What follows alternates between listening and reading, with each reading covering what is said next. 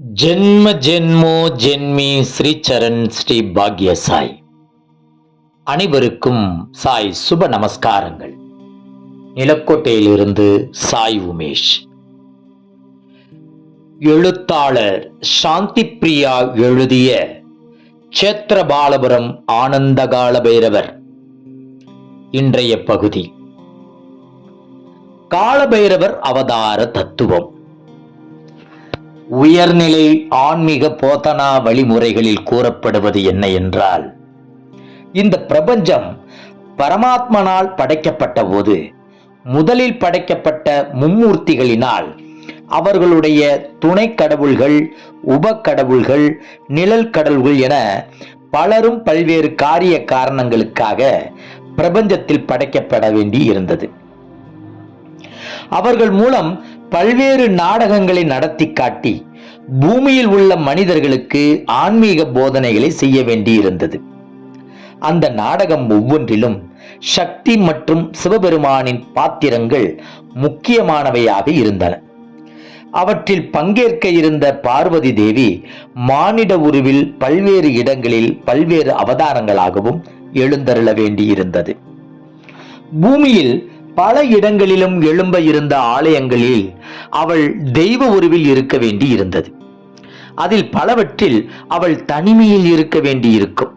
அவள் தெய்வமே என்றாலும் அவளுக்கு துணை தேவையாக இருக்கும்.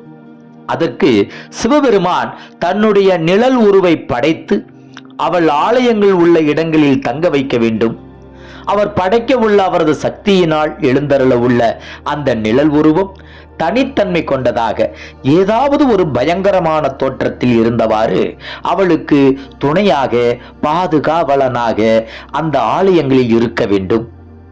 இறந்தவர்களின் ஆத்மாவிற்கு முக்தி தரும் தொழிலை செய்து வரும் சிவபெருமானின் அவதாரமாக அவரே அமைக்கவுள்ள நிழல் உருவம் அந்த வேலையை தன்னிடம் எடுத்துக்கொண்டு சிவபெருமானின் வேலைப்பளுவை குறைக்க வேண்டும். இப்படியாக அந்த நிழல் உருவம் காசிக்கு பாதுகாவலராக இருந்து கொண்டு ஆத்மாக்களுக்கு முக்தி தரும் தொழிலை செய்து கொண்டு எங்கெல்லாம் பார்வதி தேவியின் ஆலயம் அமையுமோ அந்த ஆலயங்களில் பார்வதி தேவி சென்று வசிக்கும் போது அவளுக்கு காவலாக அங்கே இன்னொரு சன்னதியில் பாதுகாவலராக தங்கியிருக்க வேண்டும். இவற்றை மனதில் கொண்டே அனைத்து கடவுள்களுக்கு மேலான சிவபெருமான் தனது சக்தியினால் தனது உடலில் இருந்தே பைரவர் மற்றும் காலபைரவர் என்ற இரு நிழல் உருவங்களை படைத்தார்.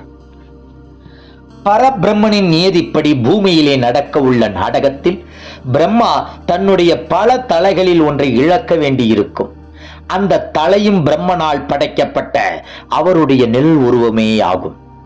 நடக்க உள்ள நாடகத்தில் பிரம்மாவின் நிழல் உருவமான அந்த தலையும் சிவபெருமானின் நில உருவால் மட்டுமே வெட்டி எறியப்பட வேண்டும்.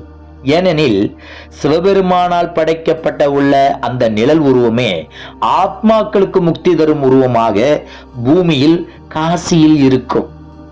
பூமியிலே நடக்க உள்ள நாடகத்தில் பூமியிலே வெட்டி எறியப்பட இருந்த தலை பூமியிலே மரணம் அடையும் மனித ஆத்மாக்கள் முக்தி பெற்று தேவலோகத்திற்கு திரும்பச் செல்வதைப் போல முக்தி பெற்று தேவலோகம் செல்ல வேண்டும். அதே சமயம் காசியின் மகத்துவமும் உலகுக்கு தெரியப்படுத்தப்பட வேண்டும். அதற்கும் அந்த சிவபெருமானின் நிழல் உருவத்தின் பாத்திரம் அவசியமானது. இவை அனைத்தையும் கருத்தில் கொண்டே பைரவ அவதாரம் நிகழ்ந்தது. இனி பைரவருக்கு தோஷம் விலகிய மூலக்கதைக்கு வருவோமா? பிரம்மாவின் தலையை கிள்ளி எறிந்ததினால் பைரவருக்கு பிரம்மகத்தி தோஷம் தொற்றிக்கொண்டது. அவர் கையில் வைத்திருந்த சூலமும் உடனடியாக மறைந்து போனது. பிரம்மாவின் 5வது தலையும் ஒரு கபாலமாக உருமாறி அவர் கையில் ஒட்டி கொண்டது. பிரம்மாவின் 5 தலைகளில் ஒன்றை துண்டித்ததினால் ஏற்பட்ட பிரம்மகத்தி தோஷத்தை தொலைக்க என்ன செய்வது என பைரவர் சிவபெருமானிடம் கேட்க, அவரும் அவருக்கு ஏற்பட்டுள்ள தோஷம் 4 வேதங்களையும் படைத்த பிரம்மாவின் தலையை வெட்டி எறிந்ததால் வந்தது என்பதனால் அந்த பாவம் விலக வேண்டும் என்றால் அந்த தலையின் கபாலத்தை கையில் ஏந்திய வண்ணம் பைரவர் உலகெங்கும் சுற்றி பிச்சை பெற்றுக்கொண்டு காசியை அடைந்து அந்த பாவத்தை தொலைத்துக் கொள்ள வேண்டும். பைரவர் காசியை அடைந்ததும் அந்த தோஷமும் விலகும் என சிவபெருமான் பைரவரிடம் கூறினார். சிவபெருமான் பைரவருக்கு அவ்வாறு கூறிய உடனேயே மற்றொரு பயங்கர முகத்தை கொண்ட இரத்தம் கட்டி கொண்டு இருந்த பெண் அங்கு தோன்ற, பைரவர் காசியை அடையும் வரை அவள் பயமுறுத்தி கொண்டே துரத்தி சென்ற வண்ணம் இருப்பாள் என்றும், பைரவர் காசியை அடைந்ததும் அவரை பயமுறுத்தி கொண்டு சென்ற பெண்ணும் மறைந்து விடுவாள் என்றும், அவளுக்கு காசியில் நுழைய அதிகாரம் இல்லை என்றும் சிவபெருமான் பைரவரிடம் கூறினார்.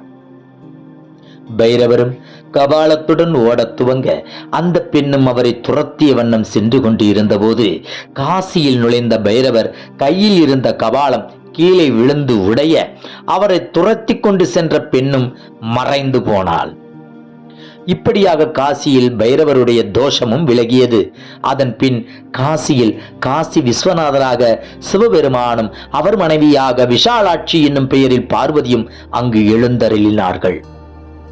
காசியை மேலான புனிதத்தன்மையை பெற்றது.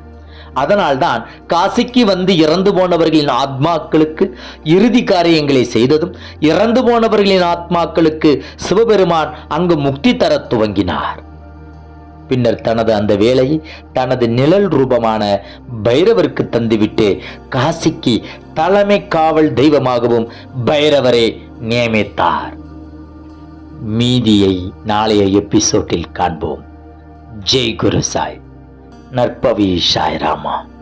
ஜெய் குரு தேவதத்தா.